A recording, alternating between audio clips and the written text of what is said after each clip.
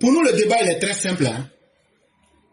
Je crois aujourd'hui, là, la première question que nous posons, si nous devons parler du bilan du président Ouattara, nous posons simplement des questions à l'intelligence commune. Ça veut dire à l'intelligence de chacun de nous. Est-ce qu'il y a la paix en Côte d'Ivoire depuis que Ouattara a pris le pouvoir ou même la guerre? Quand toi-même tu vas répondre là, tu aimes Ouattara, tu ne l'aimes pas.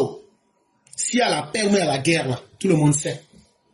Donc là, ça c'est le premier bénéfice du pouvoir Ouattara. 15 ans de paix.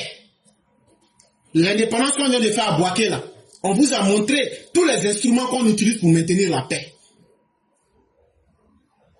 Mais autour de nous là, dans quel état les autres pays vivent? Donc si tu n'aimes pas la paix là, il faut aller en Afghanistan, il faut aller au Mali, il faut aller au Burkina Faso. Tu vas expérimenter une forme de vie là-bas. Mais si je dois vous parler de l'économie, c'est comme si j'insultais votre intelligence, chers parents. Le président Ouattara a été le premier Africain à être directeur adjoint du FMI. Il a sauvé plusieurs pays. Donc ce n'est pas étonnant qu'au soir du 20 juillet 2025, le rapport CEPIA, le rapport de la Banque mondiale nous sort pour nous dire que la Côte d'Ivoire a une note de 3,9 sur 6. Gestion économique, gestion politique. La politique qui favorise l'inclusion sociale et l'équité, la gestion des institutions, tout est impeccable. Quand on prend les 3 agences de notation, que ce soit Fitch Rating, que ce soit Moody's, que ce soit Standard & Poor's, allez voir les chiffres qu'ils donnent à la Côte d'Ivoire. Ce sont des mentions honorables. Quand on prend la liberté de la presse, quand Gbagbo était au pouvoir en 2010, là, le rapport Reporters sans frontières dit que la Côte d'Ivoire était 118e sur 180 pays en matière de liberté de la presse en 2010.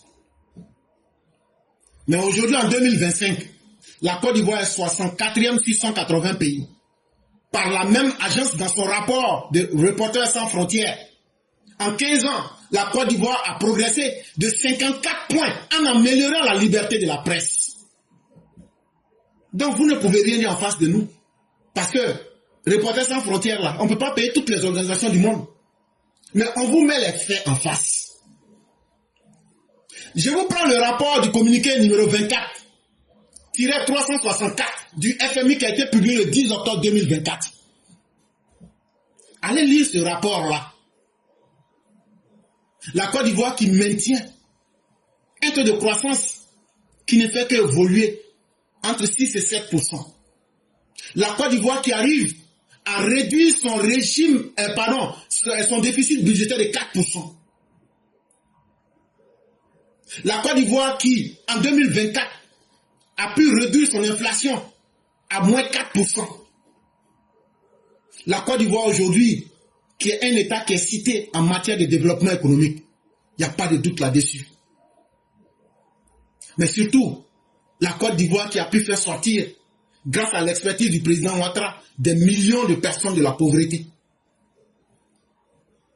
Quand on voit certains idiots nous parler de l'IDH, mais moi, ce que je dis, je suis tellement chirurgical que je mets quiconque au défi. Prenez ce que je dis, même s'il y a une virgule qui est fausse, venez dire ça devant les gens. Comme j'ai duré, je ne vais pas trop monopoliser la parole. Mais ce que je vais vous dire là, de 1960 jusqu'en 2011, qui gouvernait? C'était Oufoué, Gbagbo, Chakadjan, Bédié, Gueye. Ce qu'ils n'ont pas pu entendre en 51 ans de gestion là. Le meilleur taux de l'IDH qu'ils ont laissé de 1960 à 2011, c'est 0,45. Le taux de l'IDH était indice faible. Mais quand le président Ouattara prend la Côte d'Ivoire, de 2012 à 2019, il nous fait monter à 0,538 pour nous ramener à la classe des indices moyens. Parce que l'IDH est en classe en 3 catégories. Les pays comme les États-Unis, les grands pays là, ça c'est indice élevé. Ou bien très élevé. Maintenant, les pays qui se débrouillent On appelle maintenant indice moyen. Maintenant, les pays qui ne ça va pas là, et on les appelle indice faible. De 1960 jusqu'en 2011 là, 0,45 là, ça se trouve dans l'indice faible. C'est dans l'indice faible là, le président Ouattara est venu prendre le pays. Mais en 7 ans, de 2012 à 2019 là, il a fait sortir la Côte d'Ivoire pour nous mettre automatiquement dans les indices moyens avec un taux de 0,58 et 53,8. Ça là, ayons au moins l'honnêteté de le dire.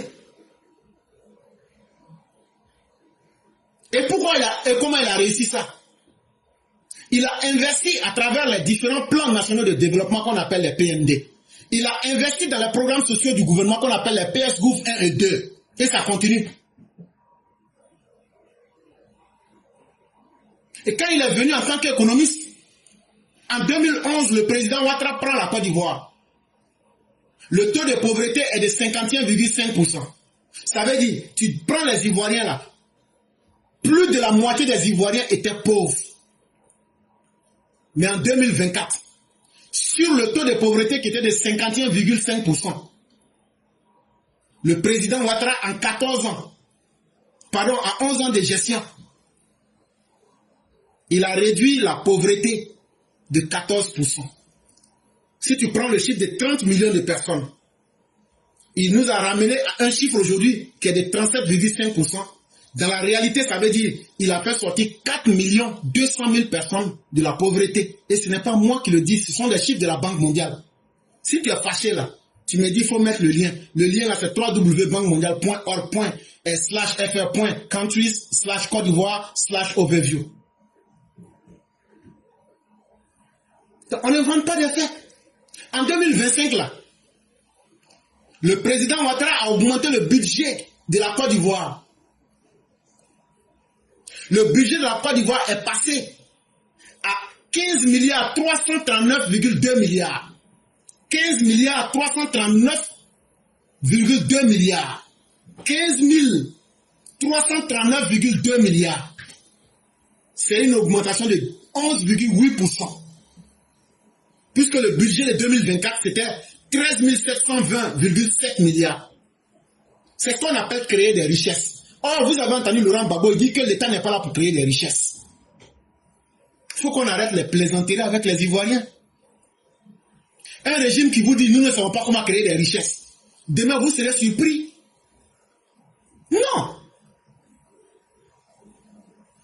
Allez reprendre le rapport sur l'indice de la sécurité en Côte d'Ivoire. Et vous allez voir aujourd'hui la Côte d'Ivoire si elle inspire. Si les gens sont inquiets. Aujourd'hui, nous sommes à un taux de 1,2 en termes d'indice général de la sécurité en Côte d'Ivoire. Mais il faut avoir le courage de dire au président Ouattara merci de sécuriser la vie de nos parents. Merci de nous permettre d'être parmi les nations puissantes qui inspirent la crainte même aux djihadistes. Nous sommes aujourd'hui la deuxième armée de la CEDEAO. Nous sommes aujourd'hui l'armée francophone la plus puissante dans le sud du Sahara.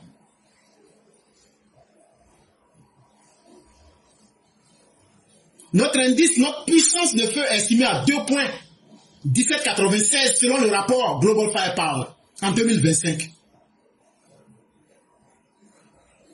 Donc de quoi est-ce que les gens nous parlent? C'est sous le régime de Alassane Ouattara, à moins de 15 ans. Pendant 25 ans, les fonctionnaires où Laurent Gbagbo dit qu'ils n'augmentent pas les salaires. Lui, il a débloqué les salaires après 25 ans. L'autoroute qui quitte Abidjan pour la Bassam, là, c'est lui qui est venu. Il a construit cette autoroute-là avec 154,66 milliards de francs CFA. Le barrage de Soubré, là, depuis on était à l'école primaire, on nous disait qu'il y avait un barrage. Quand on allait, on n'a rien vu. C'est Alassane Ouattara qui est venu. Il a pris 330 milliards de francs CFA pour construire ce barrage-là. Toujours, il y avait un problème d'eau à Abidjan. On ne sait pas ce qu'on va faire. Alassane Ouattara a mis les gens sur le terrain. Ils ont travaillé à Bonois. Ils ont fait. Aujourd'hui, il n'y a plus de pénurie d'eau à Abidjan. Tu sais combien ça a coûté? Ça a coûté 149,73 milliards de francs CFA.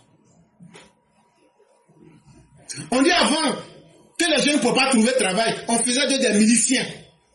Mais quand Alassane Ouattara est venu, il a créé le ministère de l'emploi jeune. Tout n'est pas parfait. Mais il y a des jeunes qu'on voit en chair et en os qui disent on a eu travail. Donc de quoi est-ce que les gens veulent nous parler? Là où vous offriez les jeunes à la mort en les milicisant, en faisant des miliciens, nous on les encourage aujourd'hui à l'entrepreneuriat. On les encourage à l'auto-emploi. On facilite leur insertion socio-professionnelle. Parce qu'il y a une volonté d'aider les enfants de pauvres que nous autres nous sommes. Si nous avions ces chances-là, on n'allait pas quitter pour venir souffrir dans le dossier ici. Ce gouvernement actuel est dans une volonté d'apporter des réponses concrètes au chômage des jeunes. Allez au ministère de l'Emploi jeune.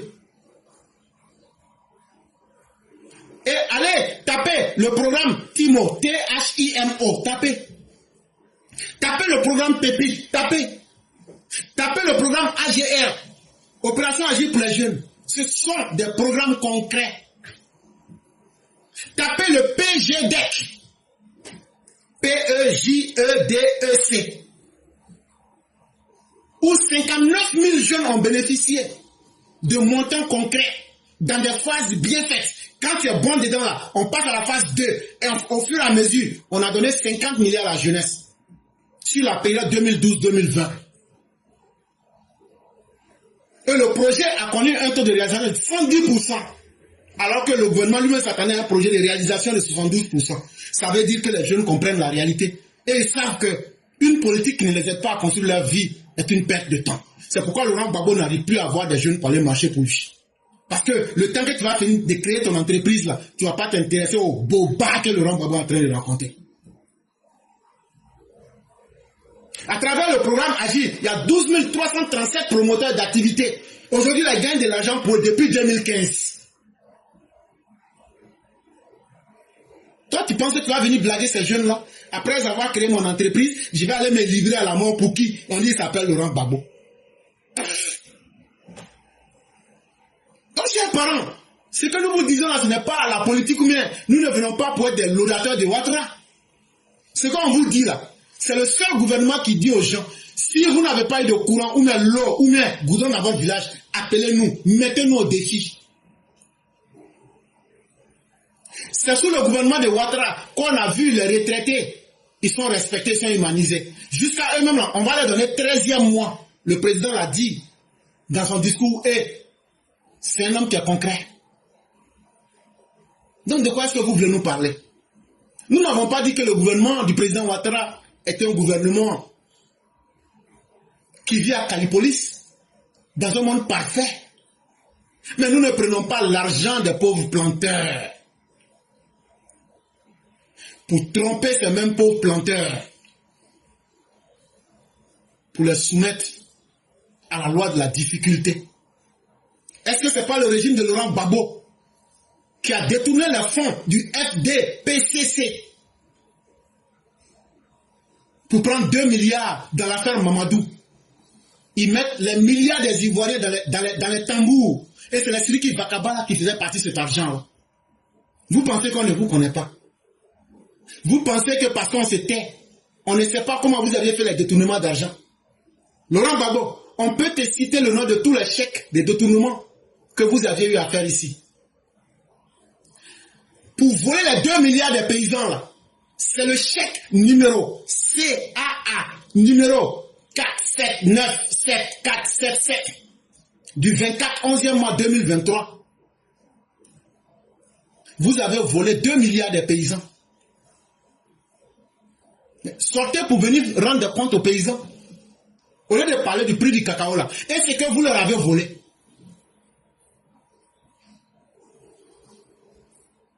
C'est aussi de cela qu'il est question. Ne pensez pas que les Ivoiriens sont des idiots. Et qu'on va continuer permanemment à vous caresser dans le sens du poil. Tu as aussi parlé de l'amnistie. en trompant les gens, et qu'on a des gna-gna-gna, des gna-gna-gna,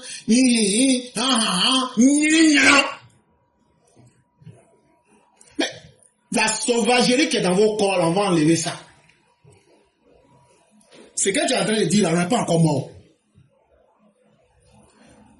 L'ordonnance numéro 2018-669 du 6 août 2018 là, dans l'article 1, qu'est-ce qui est dit là-bas?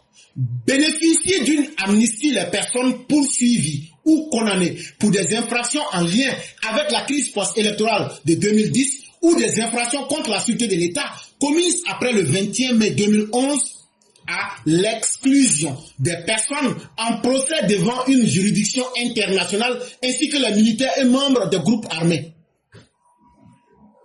En 2018, la date était où? Mais comme tu es hors la loi, quand quelque chose t'arrange, tu veux détourner les gens. Pourtant, les papiers sont là, les faits sont là. Maintenant, là, le collègue Katinan, avec les Simone, avec tous ceux qui ne sont pas contents, là, pourquoi ils se sont cachés pour venir signer ça? Et puis, donc eux n'ont pas lu quoi. S'ils te mettent toi, Laurent Gbagbo, là, l'article 1 que je viens de lire, là, il devait dire comme Laurent Gbagbo et puis Blé Goudé ne sont pas dedans, nous on ne signe pas. Mais pourquoi ils ont signé? Pourquoi ils ont accepté de prendre l'amnistie, sachant bien que toi, tu n'avais pas bénéficié de ça? Donc nous ne rentrons pas dans un jeu de malhonnêteté. Tu as peut-être voulu faire ton one-man show. Mais nous, on va t'imposer le poids de la réalité. Et cette justice qui a commencé là, on va l'appliquer de fort belle manière. Est-ce que c'est pas ici, sous votre régime, on vous a vu ici, Tagro, qui faisait travailler les gens dans son champ. Et ce sont ces policiers-là qui étaient là en train de tuer les gens. Est-ce qu'il n'y a pas eu palabre de ça entre Tagro et puis Mamadou Koulibaly?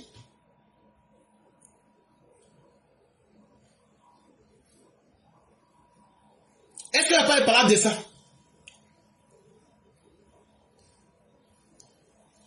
L'article du 14 juin 2010 dans le Nouveau Réveil nous donne tous ces détails-là, hein, avec la réunion qu'il y a eu. Aujourd'hui, là, vous n'allez pas du tout mentir à la jeunesse. On ne va pas vous permettre cela. Et on va donner toute la vérité aux jeunes. Et ils auront le temps de vérifier la réalité, de l'expérimenter de par eux-mêmes. On sait ici comment. Vous avez utilisé les Awas Pelon avec les Thierry Legré, les Serge Kassi, les Théi Joël, avec le chanteur, le capitaine des éléphants là, Gadji Seri. On sait comment vous les avez utilisés comme des membres des parlements et des agoras pour endoctriner la jeunesse, pour créer la haine contre les Ivoiriens, pour lutter contre la CEDEAO, pour créer le désordre en sabotant la France et l'ONUCI. On sait comment vous avez recruté Idriss Ouattara en tant que président des parlements et agora de Côte d'Ivoire pour créer la chienlit dans notre pays. On sait comment vous avez mis en place la pieuvre, le mouvement patriotique qui avait ses relais comme les Annie Tchélé, les Yves Zogo Junior. Hey, vous pensez que cette histoire de la Côte d'Ivoire, on ne la connaît pas? Quand vous utilisez les Paul Madis avec les Waizé, vous pensez qu'on a oublié? Pourtant, eux, ils étaient jeunes. Mais vous leur avez donné un avenir honteux, gluant. Et en ce moment, vous étiez encore au pouvoir. Mais aujourd'hui, à qui parmi ceux-là vous pouvez présenter comme un exemple? C'est aussi cette responsabilité-là qu'il faut assumer devant l'histoire. Quand Laurent Gbagbo sort pour dire que lui va donner le miel et le lait à la jeunesse, mais quelqu'un doit être capable de sortir pour dire, cher jeune, Laurent Gbagbo a fini son meeting. Ce qu'il a dit, c'est tellement beau que les jeunes n'auront même pas à travailler. Ils auront des comptes en banque. On va leur donner de l'argent chaque mois. Mais en réalité, Laurent Gbagbo, là, il était là avant Ouattara. Il a fait 10 ans. Est-ce que les jeunes étaient à l'aise? Quand tu sors pour dire ça simplement, sur une chaîne d'État, dans un langage que les jeunes comprennent, et tu leur expliques que, sous Laurent Gbagbo, là, Il y a combien de Sorbonnards et de membres des Agora aujourd'hui qui sont des modèles en société? Pour ceux qui ne le savent pas, quand on dit des Sorbonnards, ce ne sont pas des intellectuels. C'est pour tromper les gens. C'est des jeunes gens qu'on abrutissait avec les idées les plus bêtes. Et les Agora, ne pensez pas à l'ancienne Rome. C'était aussi des cellules d'ensauvagement, d'abêtissement de l'esprit humain. Mais ce n'étaient pas des vieux qui étaient là-bas. C'était des jeunes. Et Laurent Gbagbo a utilisé l'argent des Ivoiriens. Il a dit à ces jeunes, regardez, créez la FENAPACI. La FENAPACI, c'est la Fédération nationale des parlements et agora de Côte d'Ivoire. Créez la FENOPACI, la Fédération nationale des orateurs et des parlements et agora de Côte d'Ivoire. Créez le TPCA, le tout-puissant congrès d'Abobo. Créez l'AJSN, l'Alliance des jeunes pour le sursaut national. Créez le MIRAO. Car vous voyez, nous autres, on ne peut pas nous tromper. Quand les gens sortent pour dire, petit moi aussi, on va te chasser là. Ça existait avant. Laurent Gbagbo a financé le MIRAO. C'est le mouvement ivoirien pour le rapatriement d'Alassane Ouattara. Depuis les années 2000, Laurent Gbagbo a aidé des gens à abattre la population avec ce genre de trucs. Ce n'est que du réchauffé, sinon tout le système est là.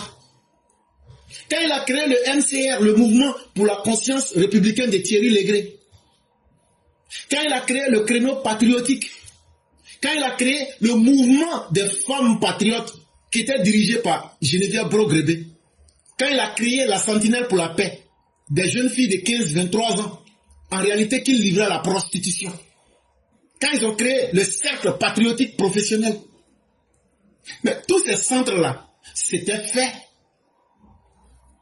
pour endoctriner la jeunesse. C'était des incubateurs. Comment inculquer la haine à la jeunesse? Comment initier la jeunesse à la violence? Comment utiliser les viols comme une méthode contre l'ennemi qui était le RDR? Comment familiariser les jeunes avec le meurtre gratuit et irresponsable? Comment créer des massacres de masse? Comment aider les jeunes à devenir des miliciens pour qu'ils puissent faire des tombeaux géants? Comment extrémiser les jeunesses qu'on manipulait avec les mensonges les plus débiles du monde? C'était ça Laurent Gbagbo. Et pendant tout son régime, les conséquences aujourd'hui sont là. C'est ces jeunes-là que vous voyez qui sortent, comme ils sont sortis le 2 octobre 2002, comme ils sont sortis le 18 janvier 2003, on les jetait comme des chiens affamés dans les rues d'Abidjan pour semer le chaos et la désolation. Ce sont des choses qui étaient bien organisées. Et c'est ça qu'il faut expliquer de façon concrète. Et dire les noms des personnes qui aidaient Laurent Gbagbo. Et dire que toute cette organisation que je viens de vous dire, fomentée et mise au service du mal pour maintenir le régime de Laurent Gbagbo, le président des Sorbonnards, c'était Richard Dakouri. Et son rôle, c'était non seulement de mettre tous ces mouvements de violence ensemble, mais c'était en même temps aussi son rôle de recruter les miliciens pour quadriller Abidjan en cas d'attaque du régime de Laurent Gbagbo. Et c'est ceux-là qu'ils ont appelés les soi-disant jeunes patriotes. Parce qu'il y avait deux catégories. Ceux qui acceptaient d'être endoctrinés et donc de devenir des membres des Agora, et ceux qui acceptaient d'aller prendre les armes, c'est eux-là qu'ils ont appelés les jeunes patriotes. Et être capable d'expliquer que l'exemple le plus pratique, c'est Blé Goudé qui est là actuellement. Il était le chef des mouvements violents Laurent Gbagbo, soi-disant jeune patriote. Laurent Gbagbo leur donnait des ordres. Simone Gbagbo leur donnait des ordres. Ils faisaient tout et n'importe quoi dans Abidjan. Ils avaient des milices qui étaient concentrées à Abidjan pour casser de l'opposant. Il y avait le COJEP de Blé Goudé et tellement Blé Goudé n'a pas changé. Regardez comment s'appelle son mouvement. Si Blé Goudé avait vraiment changé là, la première chose qu'il allait changer, comme de la manière que Gbagbo a eu honte pour changer ce pays là, Charles Blé Goudé allait changer le nom de son parti. Parce qu'il sait que le COJEP, c'est une milice. Et comme il est collé à la violence, il a gardé le nom COJEP. Demain, là, s'il arrive à avoir le dessus, il va réactiver pour dire, vous n'étiez pas des militants politiques, vous étiez d'abord une milice armée. On peut blaguer, mais ce n'est pas nous qu'on peut blaguer. J'ai parlé du GPP, le groupe patriotique qui était dirigé par Touré Moussa alias Zegen. Je vous ai parlé de l'UPLTCI, des jeunes dieux. Mais sachez ils étaient tous des jeunes. Mais Laurent Gbagbo a utilisé ces jeunes. À l'époque, ces jeunes violents étaient financés et entretenus par Kouyotea Narcisse, qui était lui-même le directeur de cabinet de Laurent Gbagbo. Ce sont ces vérités-là qu'il faut faire sortir propre. Ils sont encore vivants. C'est lui qui finançait, en tout cas l'argent transitait à travers lui, Kouyotea Narcisse. Lui, et puis Bamlan Didjan, lui il était maire de Yopougon. Et puis le maire de Cocody, qui s'appelait Diagou Gomon. C'est eux qui finançaient les parlements et les agoras. Ça, c'est des vérités qu'il faut être capable de dire. Pour que les gens sachent qui sont ceux qui sont en train de naviguer dans la sphère, dans le marigot politique ivoirien. Parce que si tu ne connais pas quelqu'un, beaucoup de jeunes vont penser que ce qui se passe aujourd'hui, c'est un fait nouveau. Blé Goudé est nouveau, Simon est nouveau, Tidjan Thiam est nouveau, etc., etc. Ce sont des gens qui ont distribué des fusils AK-47, des mitraillettes Uzi, des pistolets pour massacrer les gens dans les quartiers d'Abidjan sur 10 ans, voire 11 ans. Et ils ne se sont pas limités à là. Dans l'Ouest ivoirien, je vous ai parlé du FLGO, de Mao Denis Gloffier. Mais il faut savoir aussi qu'il y avait le MILOSI. Il faut savoir aussi qu'il y avait l'Alliance patriotique qu'on appelait APW. Il faut savoir aussi qu'il y avait l'UPRGO qu'on appelait l'Union des patriotes pour la résistance du Grand Ouest.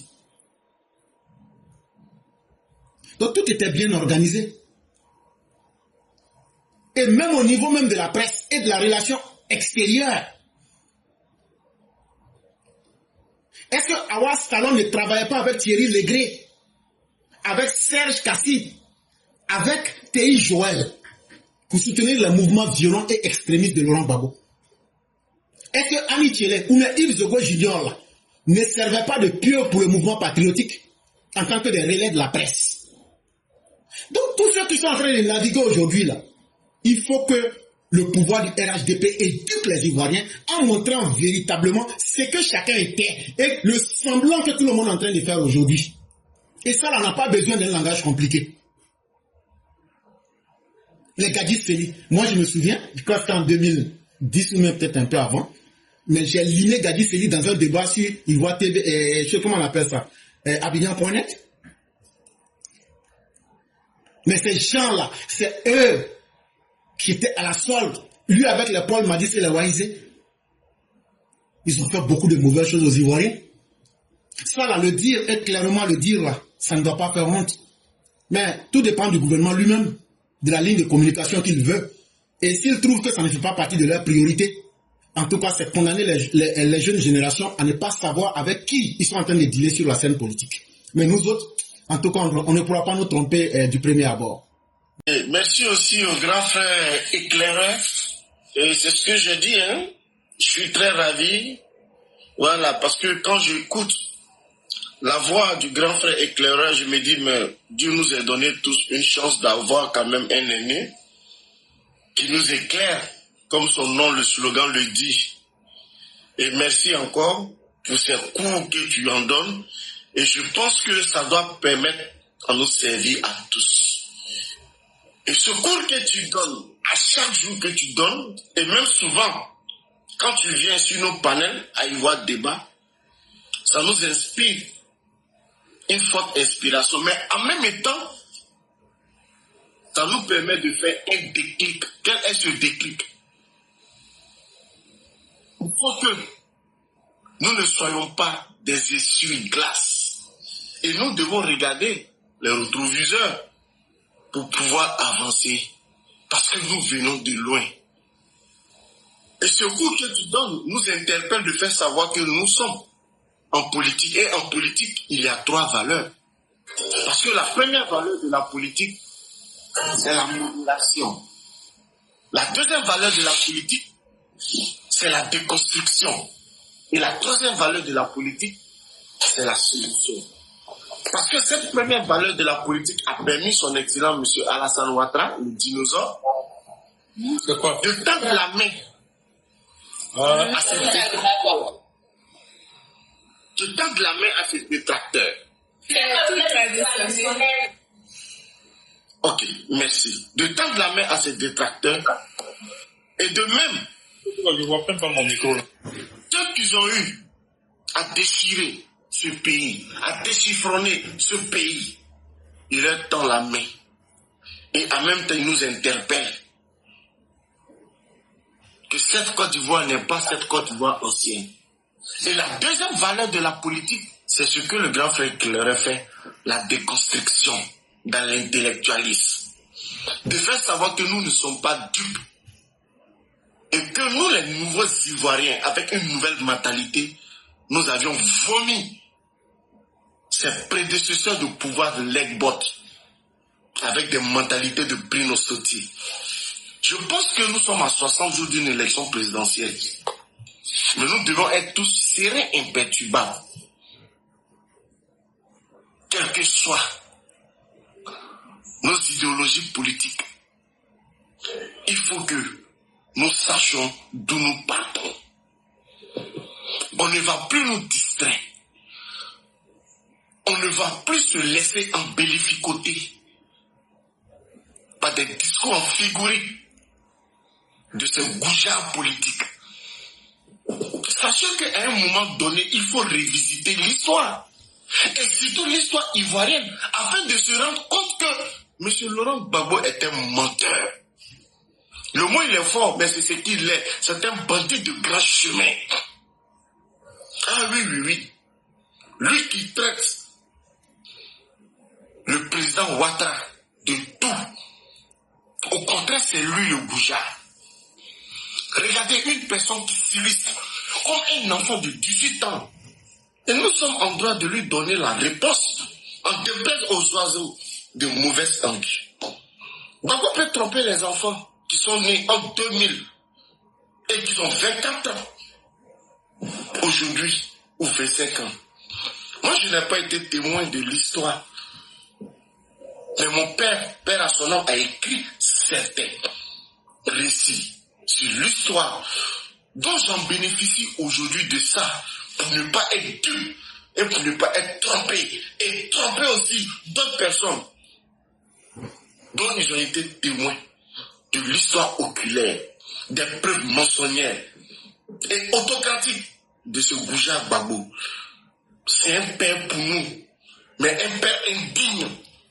Oui, c'est ça, un père indigne, je répète, plein de mensonges, plein de carabistouilles venant de lui et qui permet de manipuler les gens et surtout même les esprits faibles pour aboutir à ses fins. Le président Laurent Gbagbo dit ici, je ne sais pas pourquoi on m'attaque. Quand j'ai pris le pouvoir en octobre 2000 et 2001.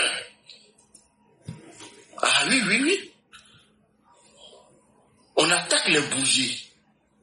Et quand M. Laurent Gbagbo dit ça, c'est bougier, c'est qu'ils applaudissent. Même quand il éternue, ils applaudissent. Mais la plupart de ces gens qui applaudissent là, souvent même, comme ils veulent aboutir à leur objectif, c'est pour cela qu'ils applaudissent, parce qu'ils ne savent même pas. Le feu, Félix Houphouët-Boigny lui a donné la bourse. Ça, on va expliquer un peu la genèse avec ce petit temps que vous me donnez. Il lui a donné la bourse. Et de se préparer à partir d'Abidjan. Et il a été orienté dans des différentes filières, comme les autres, à l'Occident. Quand Gbagbo est arrivé en France, là, avec cette bourse-là, et c'était pour faire quoi? Le latin. Il dit que lui, la bourse qui a été remise par Oufé pour étudier le latin, lui ne voulait plus. Mais il voulait plutôt une bourse d'études pour étudier l'histoire Voyez-vous comment ce monsieur a fatigué le père Félix Houphouët-Boigny. Donc aujourd'hui, il est temps que l'effet de cette réciprocité prenne de l'ampleur. Mais Houphouët était très gentil. Gbagbo a réuni les collègues étudiants, ses collègues, pour faire du tapage à l'ambassade de la Côte d'Ivoire en France. A envoyé même l'information à M. Akoto Yahou, qui était l'un des ministres à l'époque. Peut-être que Gbagbo Laurent, il a oublié. Parce que lui-même, il a dit à 80 ans, là, on ne réfléchit plus. Mais nous n'avions pas oublié. Et Akoto Yahou est parti devant le père Félix Houphouët-Boigny et il a reçu gain de cause. Il allait étudier l'histoire. Et l'histoire qu'il a étudiée, il ne l'a même pas fait pour un jeune ivoirien. Gbagbo, c'est un menteur. Je lance à quiconque un défi sur ce panel de mon grand frère éclaireur. Qu'un étudiant, ou soit un professeur, vient nous dire, ou soit un Ivoirien qui est diplômé, qui est en fonction, que ce soit dans le système formel ou informel, qui vient nous dire qu'il a bénéficié des cours, il a été un élève ou soit un étudiant de Laurent Gbagbo. Jamais on n'en trouvera pas. Ah oui, il est important. Gbagbo devait être capable de nous dire combien de bourses il a eu à donner aux Ivoiriens pour aller étudier à l'extérieur. Qui vient nous dire ça? Quand M. Gbagbo est rentré en Côte d'Ivoire après ses études d'histoire, qu'est-ce qu'il a fait? Grève sur grève, tentative d'intimidation. Mais à un moment donné, il faut arrêter. Et après, quand il a fui, il allait en France en laissant derrière lui qui? Simone Gbagbo et ses enfants. Et cette dernière même qui devait se battre pour donner à manger à ses enfants. Et même envoyer même 5 000 francs français pour remettre à cette femme, il ne l'a jamais fait. Le père Félix Houphouët-Boigny a voulu l'arracher aux mains des Blancs qui le manipulaient. Feu Ablaye Diallo l'envoyait de l'argent pour vivre là-bas. Et Gbagbo n'était pas. En disant qu'il était en exil, un étudiant qui se disait qu'il était en exil. Ça s'est fait à qui? Madame Mian Koeki, qui était secrétaire même du président d'Houphouët, avec Madame Plazané, qui partait en France et remettait de l'argent à Gbagbo, qui était couché chez Madame Brigitte, et il disait quoi? Toujours que lui, il était en exil. Voyez-vous comme ce monsieur a fait certaines choses pour cette Côte d'Ivoire. Qu'on vient nous dire quel est l'axe optique et chiffré que M. Laurent Gbagbo a pu émettre dans la cervelle des Ivoiriens pour qu'on puisse savoir que voici ce que ce monsieur a fait. Une revendication noble, une revendication d'ignominie totale. Je pense que si les Ivoiriens sont intelligents, si les Ivoiriens veulent réellement faire une politique réelle, doivent vraiment se pencher de ce goujat politique qu'est Laurent Gbagbo. Parce que regardez, il y a eu la clôture de ce meeting. Mais quel meeting? Un meeting préemptoire. Parce qu'il est important de préciser la morale républicaine et le rôle de la loi. Or, dans toute république digne de ce nom, il existe une boussole. Et cette boussole, c'est quoi? C'est la morale publique. Et elle n'est même pas seulement un principe éthéré. Elle trouve dans la loi l'outil qui contraint les excès verbaux lorsque ceux-ci menacent la cohésion collective. En 90, au feu voleur, il y a eu des bus qui ont été brûlés, des revendications d'os. En 2010, le pays nous appartient. On gagne ou on gagne. On va installer Gbagbo. Il n'y a rien en face. c'est maïs. En 2025, on vient nous dire, petit Moussi, rentre chez toi. Le pays nous appartient. Le pays appartient aux Ivoiriens. Mais penses-tu que c'est ce que ces Ivoiriens veulent? Jamais. Ça, c'est fini. Parce que nous sommes des personnes d'où nous sommes sortis par des mailles de cette carabistoïe. Parce qu'il faut savoir interpréter que la liberté de parole n'est pas un blanc-seing. Mais ça permet de réactiver les vieux poissons identitaires. La mémoire nationale, c'est trop bien ce que coûte la banalisation des mots qui divise, le dérapage de langage, nourrissant les fractures sociales, plus sûrement que les silences coupables. Mais alors là,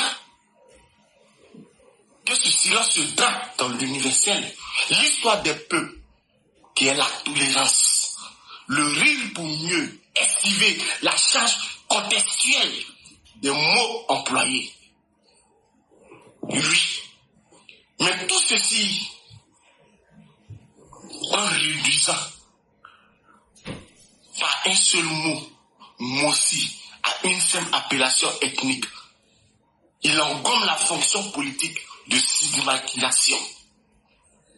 Mais on comprend et en comparant le stigmate présidentiel à des plaisanteries interro-régionales.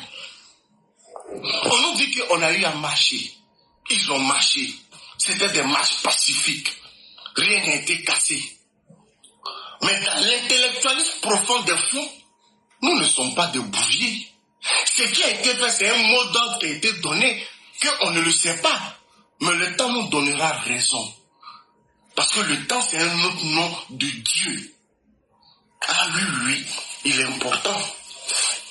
Parce que quand on donne des idéologies qui permettent à casser cette conceptualisation de la charge du système social, ça permet à nous faire préparer de quelque chose. Parce que en comparant cette plaisanterie interrogénale, il met sur le même plan une pique folklorique et une âme identitaire forgée par l'histoire récente. Mais il faut savoir que toute démocratie a besoin de tolérance, certes, mais elle ne se nourrit pas de l'indifférence face au dérapage ciblé.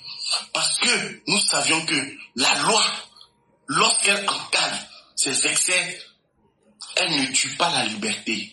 Au contraire, elle la protège contre les dérives qui menacent de la dévoyer. Car à force de rire de tout, on arrive que l'on finisse par rire aussi de ce qui nous déchire. Parce que ça fait rire. Ça fait rigoler. Mais en bas de ce rire, on veut embellificoter ce peuple. Mais ce peuple ne va pas se laisser faire.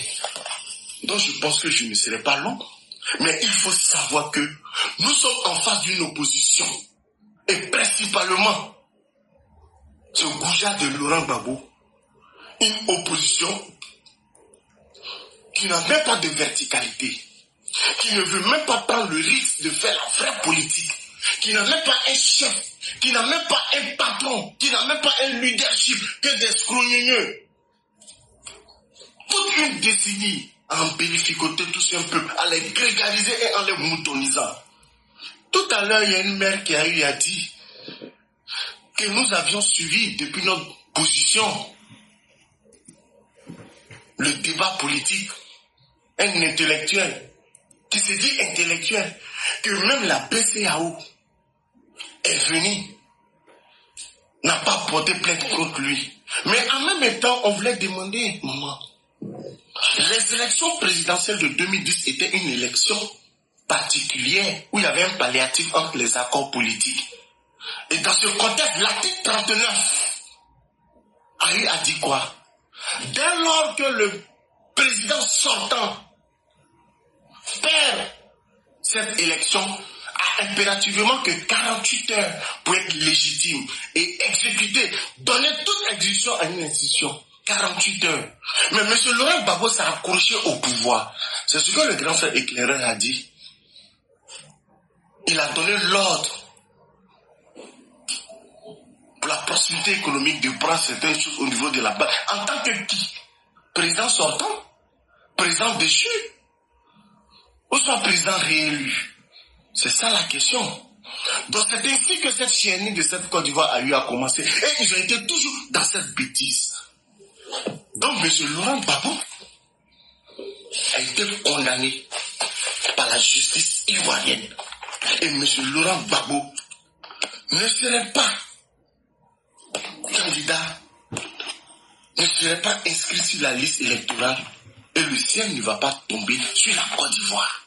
Parce que M. Laurent Gbagbo a été condamné par défaut et j'explique, il y a une nuance. Parce qu'il est poursuivi par des luttures, vol et en réunion en main avec infraction. Et puis après ça, finalement, lui-même, M. Laurent Gbagbo, il s'est rendu complice des faits qui lui sont reprochés.